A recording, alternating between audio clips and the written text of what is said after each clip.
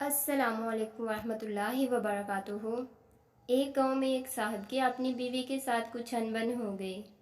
ابھی جھگڑا ختم نہیں ہوا تھا کہ اسی اثنا میں ان کا مہمان آ گیا۔ خاوند نے اسے بیٹھک میں بٹھا دیا اور بیوی سے کہا کہ فلاں رشتہ دار مہمان آیا ہے، اس کے لیے کھانا بناؤ۔ وہ غصے میں تھی، کہنے لگی تمہارے لیے کھانا ہے نہ تمہارے مہمان کے لیے۔ وہ بڑا پریشان ہوا کہ لڑائی تو ہماری اپنی ہے، اگر رشتہ دار کو پتہ چل گیا تو خواہ کی باتیں ہوں گی، لہٰذا خاموشی سے آ کر مہمان کے پاس بیٹھ گیا۔ اتنے میں اسے خیال آیا کہ چلو بیوی اگر روٹی نہیں پکاتی تو سامنے والے ہمارے ہمسائے بہت اچھے ہیں، خاندان والی بات ہے، میں انہیں ایک مہمان کا کھانا پکانے کے لیے کہہ دیتا ہوں۔ چنانچہ وہ ان کے پاس گیا اور کہنے لگا کہ میری بیوی کی طبیعت خراب ہے، لہٰذا آپ ہمارے مہمان کے لیے کھانا بنا دیجیے۔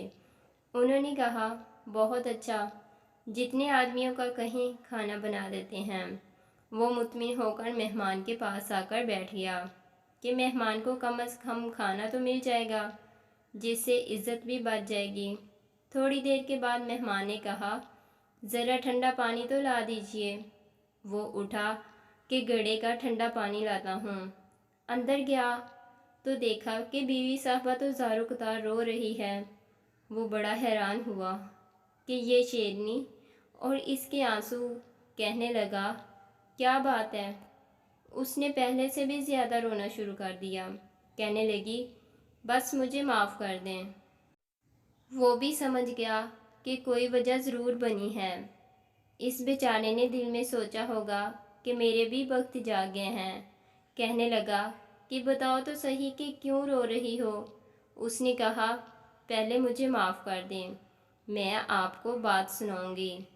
خیر، اس نے کہہ دیا کہ جو لڑائی جھگڑا ہوا ہے میں نے وہ دل سے نکال دیا ہے اور آپ کو معاف کر دیا ہے۔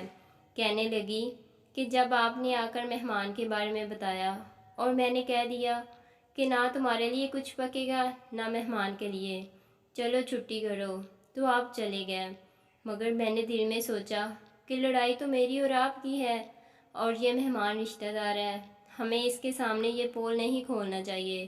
چنانچہ میں اٹھی کہ کھانا بناتی ہوں۔ جب میں کچن یعنی باورچی خانے میں گئی تو میں نے دیکھا کہ جس بوری میں ہمارا آٹا پڑا ہوتا ہے، ایک سفید پوش آدمی اس بوری میں سے کچھ آٹا نکال رہا ہے۔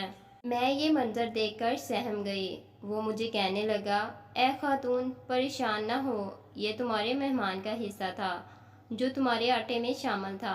اب چونکہ یہ ہمسائے کے گھر میں پکنا ہے اس لیے وہی آٹا لینے کے لیے آیا ہوں۔ مہمان بعد میں آتا ہے جبکہ اللہ تعالیٰ اس کا رزق پہلے بھیج دیتے ہیں۔ مزید اچھی ویڈیوز کے لیے ہمارے چینل کو لائک، سبسکرائب اور شیئر کریں۔ شکریہ۔